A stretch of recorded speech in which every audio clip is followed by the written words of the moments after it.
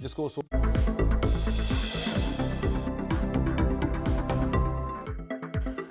नमस्कार, स्वागत है आपका नो योर कंपनी में। और आज हम बातचीत करेंगे एस्ट्रल लिमिटेड के सीएफओ हीरानंद सावलानी से। एस्ट्रल एक पाइप, एडहेसिव, पेंट और सैनिटरी वेयर के सेगमेंट की बड़ी कंपनी है। इसी के नतीजों पर आगे प्लान्स पे बातचीत होगी, लेकिन सबसे पहले इस वक्त की हेडलाइंस देखते हैं। बाजार में आज फिर बैंक शेयर्स ने बनाया दबाव। बैंक निफ्टी 200 अंक नीचे। ICICI bank, Kotak Mahindra bank ने सबसे ज्यादा कमजोरी, 17,900 के नीचे निफ्टी, लेकिन मिड कैप इंडेक्स कर रहा है आउट परफॉर्म। गिरते बाजार में भी मिड कैप आईटी शेयर्स का जोश हुआ हाई। सोनाटा सॉफ्टवेयर 10% चढ़ा। हैप्पीएस्ट माइंड में भी 6% की तेजी। दूसरे आईटी शेयर्स भी 3% तक मजबूत। संवर्धन मदरसा ने जर्मनी की कंपनी सास को खरीदने का किया करार। कंपनी के चेयरमैन विवेक चांद सहगल ने सीएनबीसी आवाज से एक्सक्लूसिव बातचीत में कहा, सौदे से ईवी सेक्टर में, ईवी कारोबार में मजबूती आएगी। एनएमडीसी स्टील 30 रुपए 25 पैसे प्रति शेयर के भाव पर हुआ लिस्ट। खुलने के बाद लगा 5% का अपर सर्किट। अक्टूबर में एनएमडीसी से डिमर्ज होकर बनी थी कंपनी। पीतमपुर प्लांट पर 8 आपत्तियां मिलने से सिप्ला में तेज गिरावट। शेयर 6% से ज्यादा फिसल कर वायदा का टॉप लूजर। यूएसएफडीए ने 6 से 17 फरवरी के बीच जारी जांच की थी।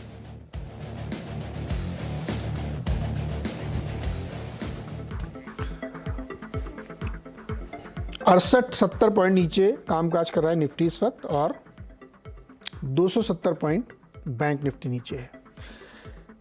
दिलचस्प बात यह है कि एक रेंज मार्केट ने जो पकड़ रखी है पिछले हफ्ते से, उससे बाहर नहीं जा रहा है।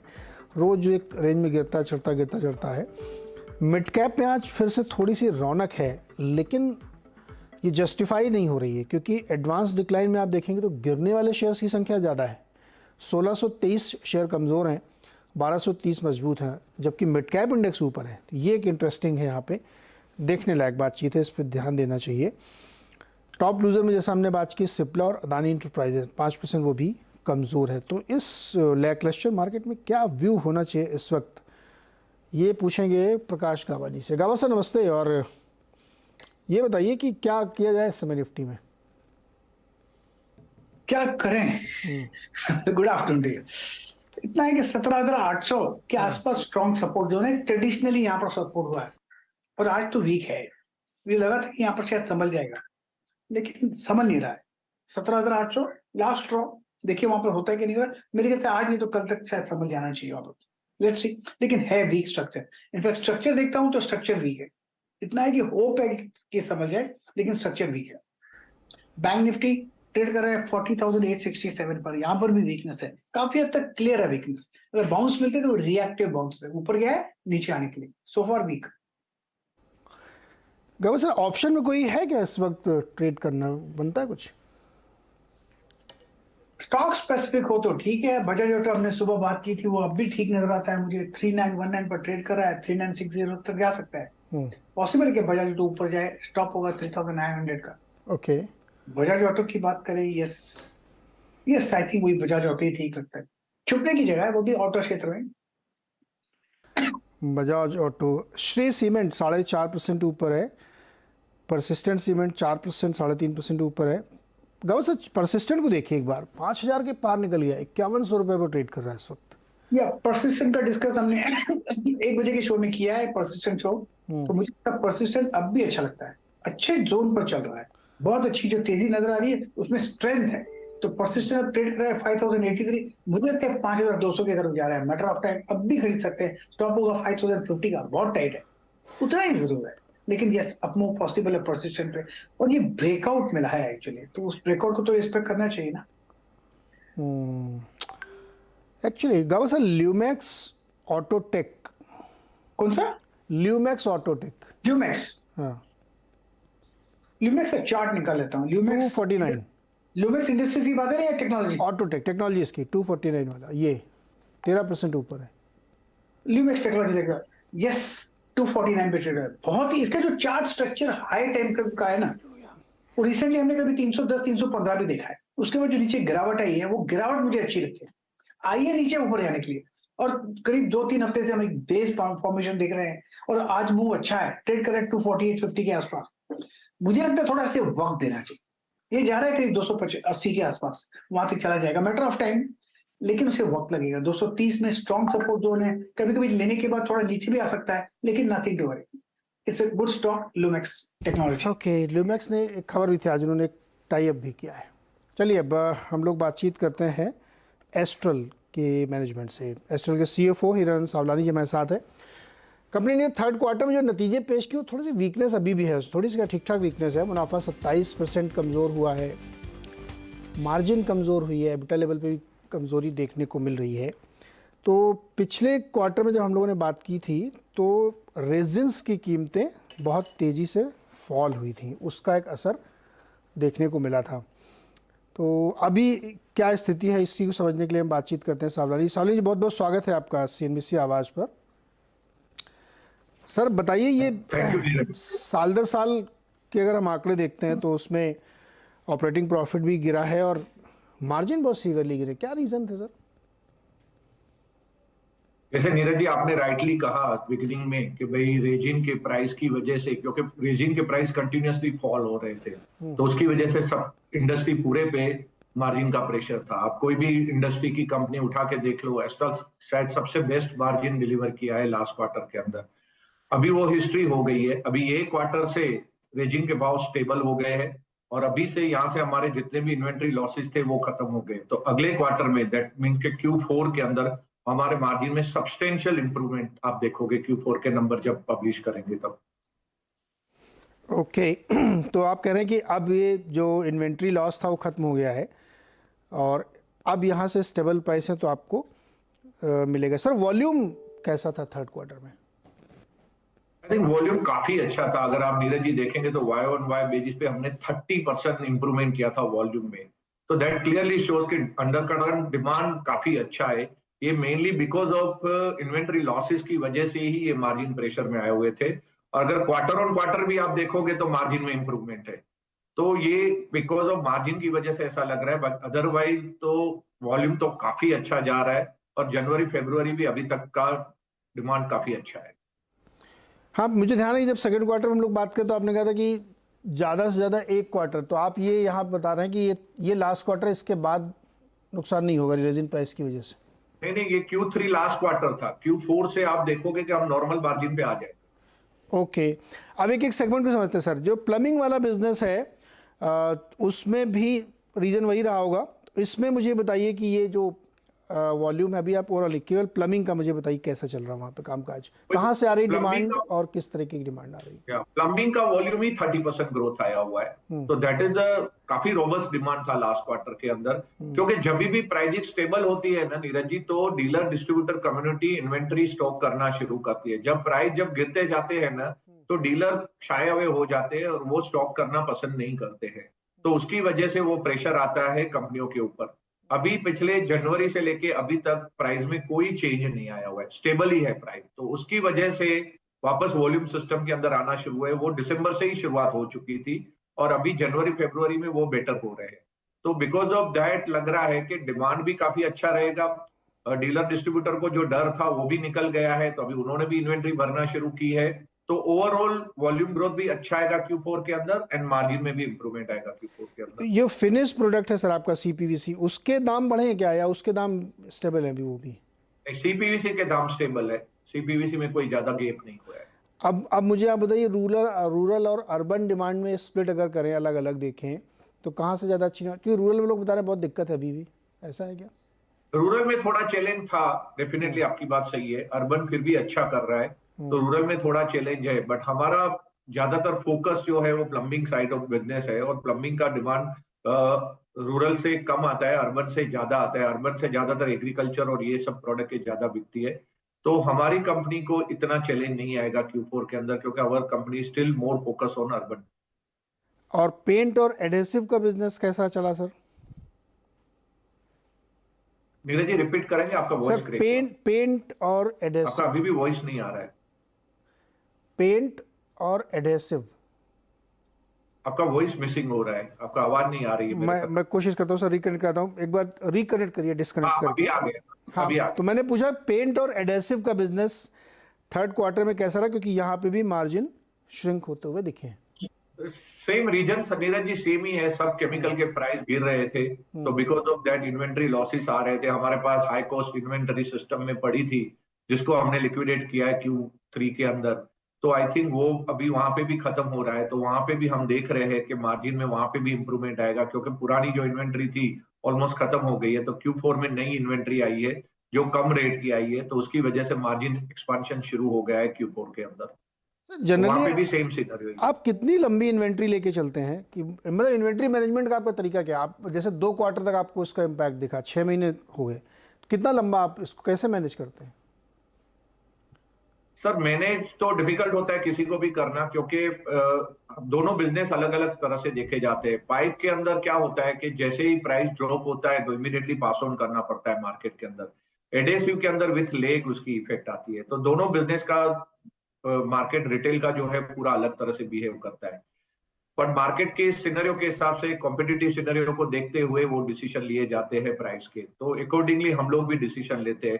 पर जब सब्सटेंशियल फॉल होता है रॉ मटेरियल के अंदर, तब मार्जिन पे काफी प्रेशर आता है। अगर 2-4-5% का अगर गेप आता है तो इतना मार्जिन पे प्रेशर नहीं आता है। But when there is a substantial, PVC का प्राइस पिक में 162 रुपीज केजी था, जो गिर के लो में ऑलमोस्ट 82 रुपीज तक गया था, 82 रुपीज तक, तो ऑलमोस्ट आधा हो गया था।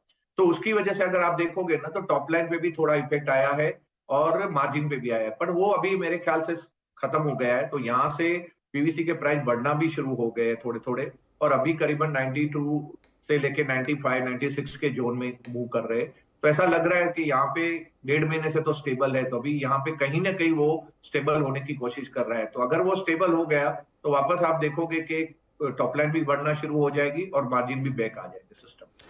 सालन जी, आपने पाइप के प्राइस कितने कट किए थे जब पीक पे था, वहां से फिर एकदम से नीचे के? तो आप कह रहे हैं ना कि सीधे पास ऑन करना, कितने कट किए थे आपने? तो वो in proportion of raw material ही जाता है। जैसे हमारी आरएमसी जो है वो करीबन 65-70% के जोन में रहती है, तो जो भी हमको वो मोरल लेस हम लोग मेंटेन करने की कोशिश करते हैं और प्रोपोर्शनेटली प्राइस रिड्यूस करते हैं जब भी पॉलीमर का भाव गिरता है तब। बट होता क्या है कि हमारे पास जो इन्वेंट्री पड़ी रहती है उसके अंदर तो हिट लेना ही पड़ता है। और अभी ऑन द कॉन्ट्ररी उल्टा हो रहा है नीरज जी, कि अभी हमारे पास लो कॉस्ट इन्वेंट्री पड़ी है और प्राइस बढ़ना शुरू हुआ है, तो उसकी वजह से थोड़ा बहुत इन्वेंट्री गेन भी आ सकता है Q4 के अंदर, क्योंकि हमारे पास लो कॉस्ट इन्वेंट्री पड़ी है, जबकि हम लोग प्राइस बढ़ा रहे हैं क्योंकि मार्केट में प्राइस पॉलीमर की बढ़ना शुरू हो गए हैं। तो वहां पे शायद इन्वेंट्री गेन भी आ सकता है। तो ये काफी डायनेमिक है, month on month frequently change होता रहता है। बट अभी का सिनेरियो काफी स्टेबल है और थोड़ा प्राइस राइजिंग ट्रेंड है, तो उसमें सब पूरी इंडस्ट्री को इन्वेंट्री गेन का भी बेनिफिट है। सालन जी, पेंट वाले कारोबार को थोड़ा मुझे समझाइए, आपके लिए नया है और आप अपने डिस्ट्रीब्यूशन नेटवर्क पे बेट कर रहे हैं जो आपका काफ़ी स्ट्रांग है। बहुत कंपटीशन है इसमें, बहुत सारे नए नए बड़े बड़े प्लेयर भी आने को तैयार बैठे हुए हैं, तो क्या स्ट्रेटजी आप कैसे कोप अप करेंगे?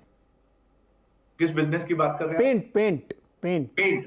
ओके, आई थिंक पेंट के अंदर अभी भी हमने कंपनी जस्ट एक्वायर किया है 51%, पर हमको जो क्लियर मैनेजमेंट कंट्रोल चाहिए वो अप्रैल से मिल रहा है। अभी एग्जिस्टिंग मैनेजमेंट कंट्रोल कर रही है, क्योंकि उन्होंने हमको कुछ कमिटमेंट दिए हैं ये करंट ईयर के top line point of view से या एबिटा के पॉइंट ऑफ व्यू से। तो वो मार्च में उनका वो कमिटमेंट पूरा हो रहा है। बेस्ड ऑन दैट उनका रीवैल्यूएशन होगा, क्योंकि अगर वो कमिटमेंट फुलफिल नहीं करते तो उनका वैल्यूएशन थोड़ा ड्रॉप होगा। अगर वो अचीव कर लेते हैं तो हमने जो एग्री किया है वो वैल्यूएशन है। तो अप्रैल ऑनवर्ड हम लोग इसको देखना शुरू करेंगे और उसके बाद हम लोग स्ट्रेटेजी करेंगे। आप देखोगे तो स्टैंड अलोन बेस पे ये कंपनी खाली 3 या 4 स्टेट में ही काम कर रही है, that is south specific state के अंदर। उसके अंदर भी वो कंपनी है ना डबल डिजिट ग्रो कर रही है। तो अगर एस्ट्रल मैनेजमेंट का सपोर्ट मिलेगा और एस्ट्रल के डीलर डिस्ट्रीब्यूटर का सपोर्ट मिलेगा और पैन इंडिया उसकी प्रेजेंस बढ़ेगी, तो डेफिनेटली ग्रोथ तो हाई आएगा। चैलेंजेस आर देयर, काफी कंपटीशन भी है, बड़े प्लेयर भी है, हमको पता है ये सब चीजें, तो इतना इजी भी नहीं होता है कोई चीज को करना। बट जिस तरह से एस्ट्रल की प्रेजेंस है, जिस तरह से एस्ट्रल की ब्रांड इतनी स्ट्रेंथ है पूरे इंडिया के अंदर, आप कोई भी कोने में चले जाओ इंडिया के, आपको एस्ट्रल की ब्रांड की प्रेजेंस दिखाई देती है। तो वो बेनिफिट जब मिलेगा तो डेफिनेटली सेल तो काफी बढ़ेगा और वो उसका बेनिफिट आपको दिखाई देगा अगले साल से। जैसे एस्ट्रल मैनेजमेंट अप्रैल से टेक ओवर करेगी और हम रीब्रांडिंग और ये सब करेंगे, पूरा हम लोग पैकेजिंग भी पूरा चेंज करेंगे, जैसे एक ब्रांड को शोभा देता है इसी तरह से पैकेजिंग भी हम चेंज करने जा रहे हैं सब प्रोडक्ट के। तो ये सब के बेनिफिट आपको नेक्स्ट ईयर से मिलना क्या शुरू होगा। एस्ट्रल नाम से ही बेचेंगे उसको? नीरज जी वापस आपकी आवाज कट हो गई पूरी। कह रहा हूँ एस्ट्रल के नाम से ही पेंट बेचेंगे, कुछ और ब्रांड नाम रखेंगे उसका? हम एस्ट्रल के नाम से ही पेंट भेजेंगे। ओके, क्योंकि हमारी तो ऑलरेडी एस्टेब्लिश है, तो उसको चेंज करने का कोई मतलब नहीं। ओके। अच्छा सर, ये दहेज वाले प्लांट का अपडेट बताइए, जो एडेसिव वाला नया प्लांट है आपका। दहेज में हम लोग है ना एडेसिव का प्लांट लेके आ रहे हैं। एडेसिव में काफी हम लोग एक्सपांशन कर रहे हैं, क्योंकि हमको आगे लग रहा है कि एडेसिव के अंदर काफी अच्छी डिमांड आएगी और काफी सारी नई प्रोडक्ट के भी हमने रिसेंटली लॉन्च किए और फ्यू प्रोडक्ट हमको पाइपलाइन में भी है। तो उसको ध्यान में रख के हम लोग दहेज में केमिकल जोन के अंदर बड़ा प्लांट डाल वो रहे हैं। कब तक सर, कब तक वो आप हम लोग एक्सपेक्ट करेंगे ऑनलाइन होगा वो? हाँ, मेरे ख्याल से अप्रैल से वहां से सेल्स आना शुरू हो जाएगा। कितना तो मार्च तक कंट्रीब्यूशन एक्सपेक्ट कर रहे हैं आप?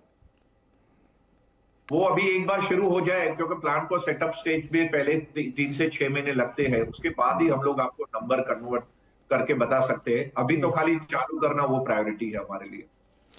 दूसरा, आप सैनिटरी वेयर और फॉसेट में भी चले गए हैं सर। आप इतना ज़्यादा फैला क्यों रहे हैं सब? मतलब इसके पीछे आपकी सोच क्या है? आप एकदम वन स्टॉप शॉप बन रहे हैं कि पेंट भी बेचेंगे, पाइप भी बेचेंगे, सैनिटरी वेयर भी बेचेंगे, एडेसिव भी बेचेंगे, प्लाई पे भी इरादा नहीं है आपका? नहीं, बाकी सब में तो नहीं जाना है। अभी जो है इस पे ही फोकस करेंगे, क्योंकि अभी अगर आप अपॉर्चुनिटी को देखो, ब्रांड एस्ट्रल जो है ना वेरी स्ट्रॉन्ग है बिल्डिंग मटेरियल के अंदर। हाँ। और हमारा फोकस बहुत सिंपल है कि हमारे जो डीलर एंड डिस्ट्रीब्यूटर कम्युनिटी जो प्रोडक्ट बेचती है, हम उसी के ऊपर ही फोकस करते हैं और उसी में ही ग्रोथ करना चाहते हैं। हम कोई ऑल टुगेदर नई प्रोडक्ट में नहीं जाना चाहते कि जहां पे हमारा नेटवर्क नहीं है। हम हमारे एग्जिस्टिंग नेटवर्क को ही स्ट्रेंथन करना चाहते हैं और उसी को वन स्टॉप सॉल्यूशन बनाना चाहते हैं। तो आज की तारीख में हमारे जो एडेसिव के 1.5 लाख काउंटर है, तो उसी में ही आपका पेंट भी बिकेगा। तो ऐसा नहीं है कि उसके लिए हमको ऑल टुगेदर कंप्लीटली नया नेटवर्क क्रिएट करना पड़ेगा। एग्जिस्टिंग नेटवर्क ही सपोर्ट करेगा, साथ साथ में नया भी करेंगे। ऐसा नहीं है कि हम खाली एग्जिस्टिंग पे ही फोकस करेंगे, नए पे भी अगर मिलता है तो ध्यान देंगे। बट अगर एग्जिस्टिंग नेटवर्क इतना बड़ा है और ब्रांड इतनी स्ट्रांग है, तो नेचुरली उसी में से ही ग्रोथ आएगा। आप एडेसिव की बात मैं बताऊं आपको, हम 2014 में जब एडेसिव में घुसे थे, तभी भी यही क्वेश्चन आया था कि भाई आप तो पाइप मैन्युफैक्चरर है, आप क्यों एडेसिव में जा रहे हैं? तभी भी हम यही समझा रहे थे कि भाई हम वही फोकस करने जा रहे हैं। आज एडेसिव कंपनी हमारी 8 साल के अंदर 1000 करोड़ क्रॉस कर गई है। तो फोकस बहुत सिंपल है कि अपने को एग्जिस्टिंग डीलर्स एंड नेटवर्क का यूज करना है और उसी को ही आगे ग्रो करना है। बेसिकली मुझे लग रहा है कि जो बहुत अनब्रांडेड बाजार है उसमें आप लोग एनरोल करके ब्रांड को लेवरेज कर रहे हैं, राइट सर? करेक्ट, ब्रांड को लिवरेज कर रहे हैं, नेटवर्क को लिवरेज कर रहे हैं, तो वही फोकस है। और कोई भी आप बिजनेस हमारा देखोगे तो हम कभी भी ऐसा कोई बिजनेस में जाते नहीं है कि जहां पे हमको बहुत सारा कंट्रीब्यूशन देना पड़े और रिटर्न नहीं है। और हमारी कंपनी का एक बेंचमार्क है, अगर 20% आरओसी नहीं आता है तो हम वो बिजनेस को टच भी नहीं करते। तो वो भी माइंड में रखते हैं। और अभी तक के आपके जो भी एक्सपांशन किए हुए नई प्रोडक्ट के लिए, अभी वाटर टैंक की बात करें, वाटर टैंक में हम लास्ट ईयर में आए थे, फर्स्ट ईयर में हमने 43 करोड़ का रेवेन्यू जनरेट किया।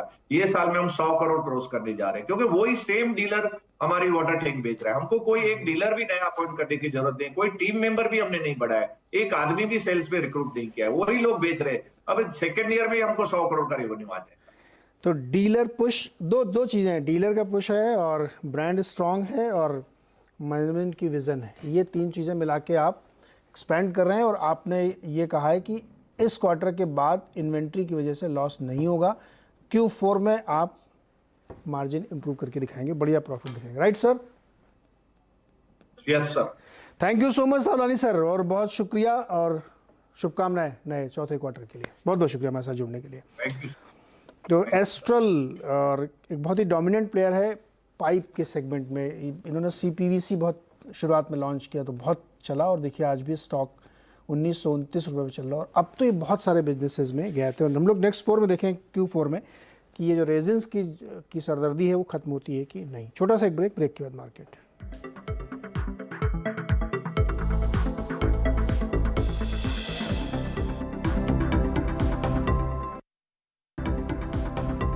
निफ्टी पे नज़र डालिए, यहाँ पे थोड़ी और कमज़ोरी, 325 पॉइंट के वीकनेस के साथ बैंक निफ्टी 40,815 पे कम हुआ है। इसमें लगातार प्रेशर बन रहा है। निफ्टी तो खैर ठीक है, 70-80 की रेंज में है, लेकिन बैंक निफ्टी की तरफ से ज़्यादा प्रेशर बनता हुआ देखने को मिल रहा है।